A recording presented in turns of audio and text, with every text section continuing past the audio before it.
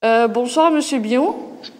Bonsoir. Monsieur Didier Bion est directeur adjoint de l'Institut de Relations internationales et stratégiques. Merci d'être avec nous encore. Un accord a été signé entre la Turquie et les États-Unis le 17 octobre et un cessez-le-feu de 5 jours a été déclaré. Puis président Erdogan et président russe Poutine se sont retrouvés face à face le 22 octobre à Sochi pour signer un accord qui a mis fin définitivement à l'offensive turque au nord de la Syrie. Ils ont souligné que cet accord a été historique. Est-ce que cet accord est vraiment historique et qu'est-ce que la Turquie a obtenu? Je pense qu'il faut éviter d'abuser du terme historique. C'est un accord très important, incontestablement, puisque depuis des années, M. Erdogan exigeait le départ des milices kurdes des YPG, exigeait la possibilité de créer un cordon de sécurité d'une trentaine de kilomètres, et les derniers jours, et notamment l'accord avec la Russie entre M. Erdogan et Poutine, a permis la réalisation de ces objectifs qui avaient été fixés par le président turc. Donc de ce point de vue, c'est un accord évidemment très important. C'est une victoire incontestable pour la Turquie, puisque ces objectifs ont été atteints. De là à dire que c'est historique, je ne le sais pas, il est beaucoup trop tôt pour le dire. Je pense que la situation en Syrie est toujours très instable, la solution politique n'a pas encore été trouvée, et donc il faut savoir mesure garder et peut-être attendre un petit peu que les choses s'éclaircissent. Mais dans la séquence qui a été ouverte par l'intervention militaire turque, incontestablement, il y a une victoire de la Turquie, ainsi d'ailleurs que de la Russie, cela va de soi, et ça c'est une nouvelle étape dans la solution politique à mettre en œuvre en Syrie. Et à votre avis, est-ce que cet accord est compatible avec l'accord signé entre les États-Unis et la Turquie? Oui, mais de toute façon, il y a un jeu par étapes, si je puis dire. Et à chaque fois, on retrouve la Turquie au centre du jeu, ce qui est évidemment très important pour le pays. Première étape, on se souvient, les États-Unis ont eu pour le moins des oscillations dans leur position. Un jour, M. Trump expliquait qu'il retirait ses troupes. Le lendemain, il nous expliquait qu'il les gardait. Le troisième jour, qu'il allait les redéployer ailleurs. Donc on voit bien une sorte d'inconsistance de la part des États-Unis sur ce dossier nord-syrien et sur ce dossier kurde. Le cessez-le-feu qui a été négocié entre le président Erdogan et le vice-président des Américains, qui s'est quand même déplacé lui-même pour aller négocier avec le président turc, a mis un coup d'arrêt au combat pour 5 jours, comme vous le rappeliez tout à l'heure. Et c'est dans ce cadre-là, deuxième étape des opérations politiques, diplomatiques et militaires, eh bien qu'il y a eu un long entretien entre le président Erdogan et le président Poutine, qui là a permis d'achever ce qui avait été initié par le cessez-le-feu. Donc à chaque fois, ce qui est important, c'est qu'on retrouve la Turquie comme interlocuteur, du vice-président des États-Unis lui-même, et quelques jours plus tard, avec le président russe. Donc de ce point de vue, la Turquie se remet au centre du jeu, elle parvient à réaliser ses objectifs comme je l'évoquais précédemment, donc c'est quelque chose qui est très important et je pense que ça va modifier désormais la solution politique à mettre en œuvre en Syrie même. Il est très intéressant par exemple de noter que dans la déclaration en 10 points entre M. Erdogan et M. Poutine, il est fait référence au groupe d'Astana et aux propositions d'Astana, c'est-à-dire ce groupe qui regroupe la Russie, la Turquie et l'Iran, mais qu'il n'ait fait aucune mention aux résolutions de l'ONU. Ça veut dire en d'autres termes que désormais ceux qui possèdent les meilleurs atouts pour tenter de trouver une solution et mettre en œuvre une solution politique en Syrie, c'est bien sûr en premier lieu la Russie. La Russie a les meilleurs atouts en main, mais aussi la Turquie désormais, et bien sûr Bachar el-Assad, avec lequel il va bien falloir discuter autour d'une table pour trouver la solution de compromis. Ça, c'est la séquence qui s'ouvre désormais dans les jours, dans les semaines à venir. Le plus tôt sera le mieux. Mais tout cela est possible par la décision qui a été prise par la Turquie d'intervenir militairement et de parvenir à ses objectifs. Et à la fin de toute cette période d'activité, d'abord avec l'offensive... Je ne vous entends plus. Allô. Ah d'accord. Je réessaye. Est-ce que vous m'entendez maintenant? Oui. Oui, à la fin de toute cette activité avec l'offensive et après avec la bureaucratie entre les pays concernés, la Turquie, vous voyez la Turquie qui s'éloigne de l'Occident pour se retrouver seule avec la Russie? Non, absolument pas. Je ne suis pas du tout convaincu par cette thèse. On l'évoque souvent dans les débats en France en disant que la Turquie a changé d'alliance, qu'elle s'oriente désormais vers l'Est et surtout vers la Russie. Je ne crois pas. Il y a un partenariat réel avec la Russie, et on l'a encore vu lors de l'entretien entre M. Erdogan et M. Poutine, qui visiblement a été très cordial, donc ça c'est très important. On se rappelle qu'au cours de l'été, au mois de juillet, il y a eu le déploiement d'une première partie des systèmes missiles antimissiles S-400 russes sur le sol turc. Donc tout ça sont des indicateurs de relations cordiales, fluides entre la Turquie et la Russie. Ça, c'est incontestable. Est-ce que pour autant, la Turquie a l'intention de rompre avec ses alliances occidentales? Est-ce que la Turquie a l'intention de sortir de l'OTAN? Évidemment non. L'OTAN est une alliance militaire de première importance pour la Turquie. C'est une sorte d'assurance sécurité que n'est pas totalement capable de lui fournir la Russie. Donc la Turquie se comporte, de mon point de vue, comme un pays majeur qui peut très bien rester dans le cas de ses alliances occidentales, même si nous savons qu'il y a des tensions avec Washington ou avec d'autres pays occidentaux, ça nous le savons évidemment, mais pour autant cela ne signifie pas une rupture. Et en même temps, la Turquie, parce que c'est un pays désormais majeur, eh bien, peut aussi développer des relations avec d'autres interlocuteurs, la Russie bien sûr, peut-être un jour la Chine. Donc tout cela relève de ce redéploiement de la politique extérieure de la Turquie.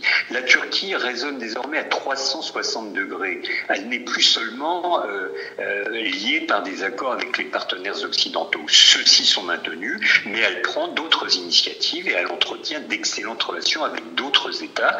C'est ce qui montre la maturité de la Turquie et son rôle probablement incontournable dans la région. Mais pour autant, je ne crois véritablement pas qu'il y aura une rupture avec ses alliés occidentaux, même si, encore une fois, nous le savons, les relations ne sont pas toujours faciles avec les puissances occidentales, ni avec les États-Unis, bien sûr, ni avec l'Union européenne. Enfin, pour terminer, comprenez bien que M. Trump lui-même, même s'il a, comme à son habitude, proféré des menaces à l'égard de la Turquie, même s'il a expliqué qu'il pouvait mettre à genoux l'économie turque, tout ça, ce sont des paroles. La réalité, la dure réalité des faits, c'est qu'il a envoyé son vice-président, M. Pence, et qu'il y a eu une négociation avec la Turquie pour trouver une solution de compromis. Donc, au-delà des menaces très désagréables de la part de M. Trump, en réalité, les États-Unis comprennent bien que la Turquie reste un véritable partenaire et un très important partenaire. Merci, M. Bion, d'être ici et d'avoir participé. Bonsoir. Au revoir. On continue. Nous avons conclu un accord historique, a déclaré le président Erdogan, après des négociations avec son homologue russe, Poutine. Un résumé de l'offensive turque en Syrie, des accords signés entre la Turquie et respectivement les États-Unis et la Russie. La Turquie a stoppé son offensive militaire en Syrie suite à la réunion entre Poutine et Erdogan à Sochi. Alors que les regards étaient tournés vers Ankara, c'est étrangement le ministre des Affaires étrangères de la Russie, Sergueï Lavrov, qui a annoncé la nouvelle en premier. La Turquie arrêtait son offensive militaire en Syrie. La confirmation est venue 2 heures plus tard par le ministère de la Défense turc. Plus besoin d'une nouvelle opération militaire dans le nord de la Syrie, étant donné que le YPG s'en était retiré. Ces informations sont parues après la réunion Erdogan-Poutine à Sochi. L'opération baptisée Source de paix avait débuté le 9 octobre 2019, menée par l'armée turque et des groupes djihadistes armés nommés Armée nationale syrienne, contre les forces démocratiques syriennes composées majoritairement des YPG. L'objectif affiché par la Turquie était d'éloigner de sa zone frontalière les FDS, qu'elle qualifie de terroristes en raison de ses liens avec le PKK, alors que les États-Unis, l'Europe et la Russie les considèrent comme des alliés dans la lutte contre Daesh. La Turquie avait déclaré vouloir relocaliser 2 millions de réfugiés syriens qu'elle accueille actuellement dans cette zone sécurisée profonde de 30 km. L'offensive a été accueillie par une vague de condamnations internationales et le président de la Syrie, Bachar el-Assad, l'avait qualifiée d'agression, promettant des réactions. La Turquie a mis fin à cette opération militaire après l'accord conclu avec les États-Unis le 17 octobre et la Russie le 22 octobre. Le ministère de la Défense a déclaré qu'il n'existait plus de raison pour de nouvelles opérations militaires hors des territoires actuels. Dans l'accord conclu avec les États-Unis, il a été décidé que les YPG se retirent de la zone de 120 km située entre Ras El Ain et Tal Abyad et de descendre de 32 km vers le sud, cette zone devenant une zone de sécurité contrôlée par la Turquie. La réunion à Sotchi entre Erdogan et Poutine, qui a duré 6h30, a traité du restant de la frontière.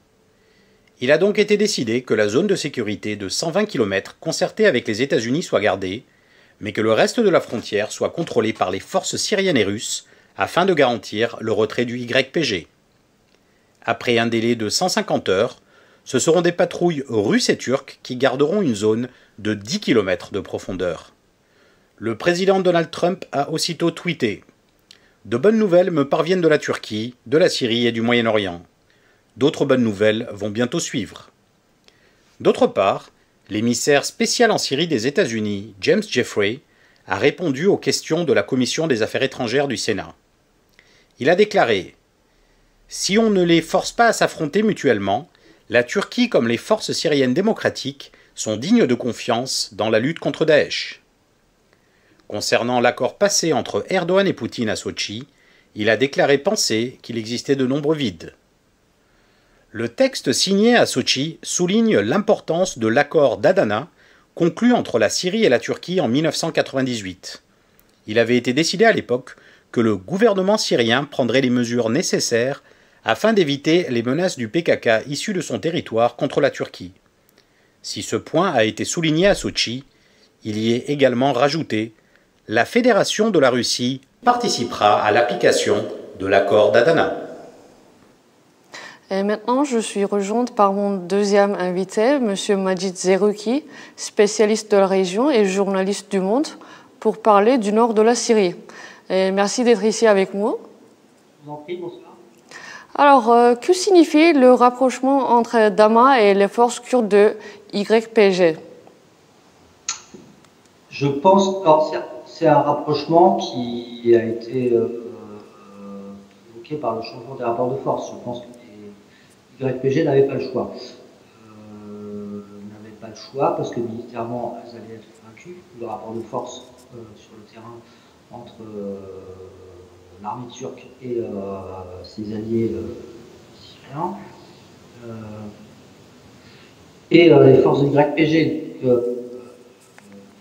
Quelque part, c'est une façon d'essayer de préserver qu'elles peuvent préserver, je pense, c'est-à-dire, je pense que le YPG, que l'autorité autonome de fait du nord de la Syrie, va tenter de négocier avec Damas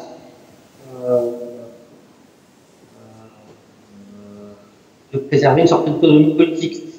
Mais elle n'avait pas le choix. Elle n'avait pas le choix parce que le retrait américain, de toute façon, consacrait, je pense, une victoire turque et russe, mais surtout turque, qui, la Turquie, en fait, fait désormais rentrer dans la troisième phase de la YPG. Plusieurs années, hein, je dis troisième phase, parce qu'on a eu une première qui consistait à bloquer en fait l'avancée de l'YPG, la bande frontalière avancée dont a profité l'YPG dans le cadre de la guerre contre l'État islamique occidentale.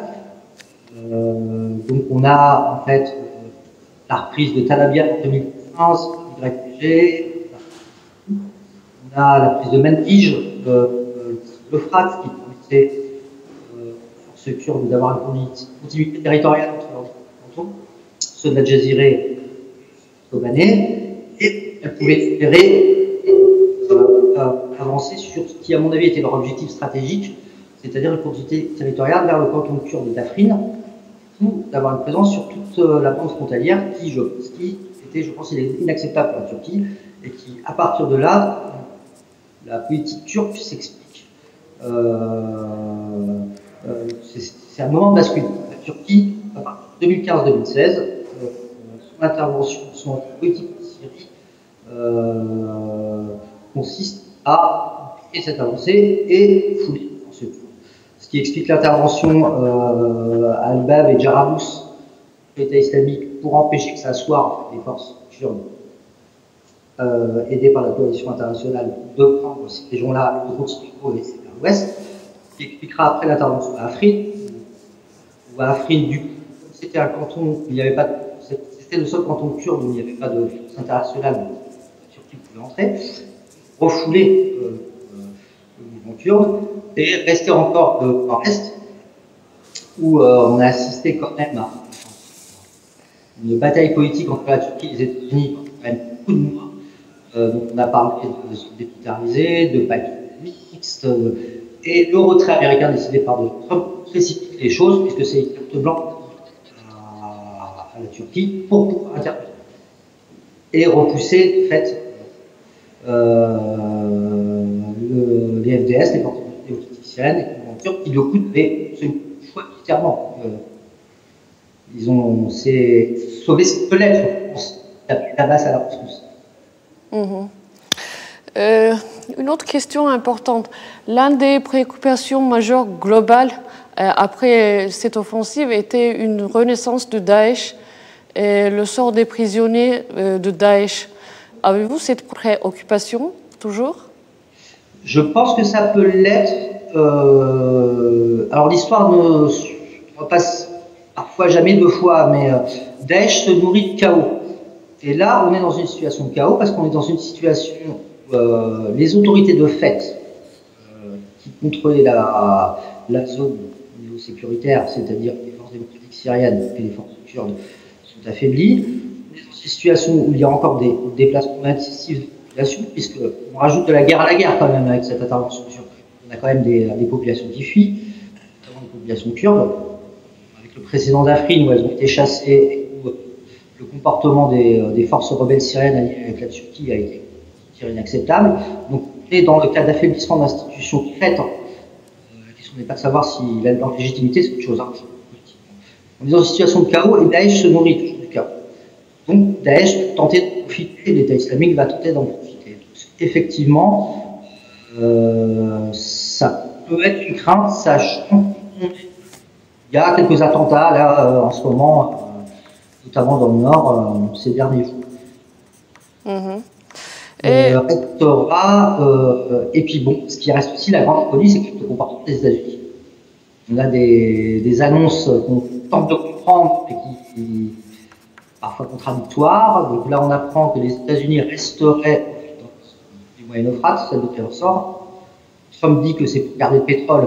Je pense qu'il y a d'autres raisons derrière, notamment, je pense, tenter quand même de rester. Je pense qu'il a sans doute été convaincu par ses propres militaires qu'il fallait rester là, au moins pour justement empêcher la résurgence de l'État islamique, pour aussi garder un levier de pression sur le régime et ses alliés iraniens, et de rester quand même sur place. Et on ne sait pas combien de soldats américains vont rester, quel mandat, enfin, sous quel mandat politique de leur propre administration, on ne sait pas très bien ce qui va se passer. Reste le problème des prisonniers. Bon, pour l'instant, les camps, l'arrêt des combats entre FDS et forces turques repousse le danger qu'il y avait à ce que les troupes soient gardées. Il y a eu très peu d'évasions. Je crois qu'on parle de centaines de personnes sur les 11 000 personnes qui sont détenues conséquemment.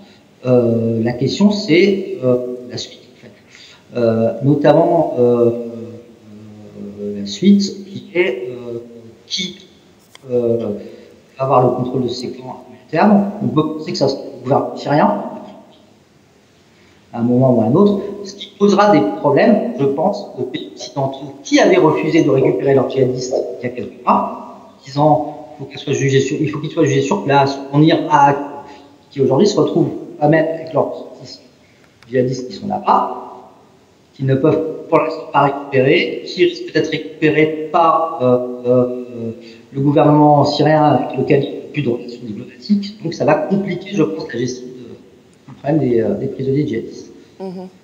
Et dernièrement, un des objectifs du président Erdogan était de renvoyer une partie de 4 millions de réfugiés syriens présents en Turquie en ce moment aux zones sécurisées. Est-ce un objectif toujours réaliste? Je ne sais pas s'il est réaliste, il paraît peu réalisable, mais s'il devait être mis en œuvre, ça serait une nouvelle catastrophe humanitaire, parce qu'il y a déjà des gens qui habitent là. Que va-t-on faire des populations locales? Parce que c'est des populations, c'est une zone mixte, hein. Il y a des Kurdes évidemment beaucoup, il y a aussi des minorités religieuses, chrétiennes, turkmènes, et des gens qui en fait ont confiance en la présence de forces liées à la Turquie, voire même de forces maintenant libre régime peut-être. Et quand on a déjà un aperçu avec notamment à Ras Al-Ain, qui a été reprise par les rebelles syriens avec la Turquie, où on commence à avoir des premiers témoignages de gens qui veulent rentrer chez eux, et on a un filtrage au barrage. C'est-à-dire que la question qu'on pourrait poser, c'est êtes-vous arabe ou kurde? Ou êtes-vous arabe ou musulman, ou ceci ou cela? Donc on empêche les gens de rentrer chez eux. Et donc si c'est pour la crainte, c'est celle exprimée par les Kurdes, celle de ce qu'ils appellent le remplacement démographique en fait de la région. C'est vrai qu'il y a le précédent d'Afrin qui est susceptible d'être inquiétant. Et la question, c'est que bon, quand même d'une petite zone, ce n'est pas non plus. Cette zone peut-elle absorber 3 millions de personnes ou 4 millions? Ça paraît quand même assez compliqué. Le vrai problème.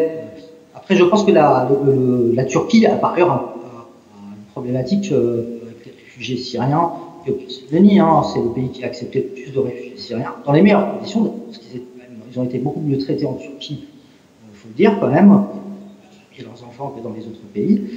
Après, il paraît difficile de régler le problème des réfugiés syriens sans accord global avec, y compris un règlement de politique de la crise en Syrie et pas quoi. On est face à des gens qui sont ballottés des gens à d'autres, qui vont aller là où ils pourront, qui ne peuvent pas forcément rentrer dans des régions qui sont contrôlées par le régime. La problématique et le problème est toujours là. Et par contre, je ne suis pas sûr qu'on puisse régler ce problème-là en jouant à remplacer des populations par des autres, quoi. Ça crée des catastrophes humanitaires et puis ça crée des cultures, c'est des traumatismes mémoriaux. À mon avis, c'est absolument pas la bonne façon de procéder. Merci beaucoup, Monsieur Majid, d'avoir participé. C'est moi qui vous remercie. Merci et bonne soirée. Merci, bonne soirée, au revoir. Au revoir. Et on continue. Le maire pro-kurde de Diyarbakır, Selçuk Mızraklı, a été arrêté cette semaine pour terrorisme. Il avait été démis de ses fonctions il y a 2 mois par décret gouvernemental. Le maire HDP de Diyarbakır, Selçuk Mızraklı, démis de ses fonctions il y a 2 mois sur décision gouvernementale et remplacé par un administrateur nommé, a été arrêté en début de semaine. Il est désormais mis en examen et placé en détention provisoire. Les avocats du maire élu, avec 64% des voix, ont déclaré qu'aucune question concernant son mandat de maire n'avait été posée. Le dossier étant frappé de restrictions, les avocats n'ont pas accès aux éléments qui accusent l'édile de propagande en faveur d'une organisation terroriste et de participation à un groupe terroriste. L'avocat de Mızraklı, Mehmet Emin Aktar, a déclaré « Aucune question n'a été adressée à Selçuk Mızraklı sur la mairie. On lui a juste demandé des précisions concernant le changement du nom d'une avenue par décision de l'Assemblée municipale. À part ça, aucune question. » Le coprésident du HDP, Sezai Temelli, a déclaré protester contre cette décision. Les parlementaires de son parti boycotteront pendant 3 jours les travaux au Parlement. Le président du principal parti d'opposition, CHP, Kemal Kılıçdaroğlu, avait réagi à la destitution du maire en déclarant que cela était contraire à la démocratie et à la Constitution. La mairie d'opposition a été éliminée pour des raisons techniques de l'appel d'offres public de la location des gares iconiques du Sirkeci et Haydarpaşa. C'est un contrat immobilier qui pose de nombreuses questions. Un appel d'offres publiques concernant la location pour 15 ans d'une partie des bâtiments des gares mythiques de Haydarpaşa et Sirkeci a été conclu sans avoir prévenu l'un des candidats, qui n'est autre que la municipalité d'Istanbul. C'est lors d'une réunion à huis clos que la décision a été prise. L'entreprise qui a remporté le marché est Hezarfen Consultant. Les raisons invoquées pour barrer la route à la municipalité dirigée par l'opposition sont diverses. Selon les explications officielles, 4 entreprises municipales incluses dans le dossier de la ville d'Istanbul n'auraient pas les documents nécessaires pour prouver qu'elles sont expérimentées. Quelques autres détails de forme ont également été cités pour barrer la route à la municipalité. Le propriétaire de l'entreprise qui a remporté le marché se nomme Hüseyin Avni Öndaş. C'est un ancien directeur de la Fondation des Archers dont Bilal Erdoğan, le fils du président Recep Tayyip Erdoğan, est au comité de direction. M. Önder a également fait ses classes dans l'organisation de jeunesse de l'AKP pour plus tard intégrer la mairie d'Istanbul avec un salaire plutôt bas.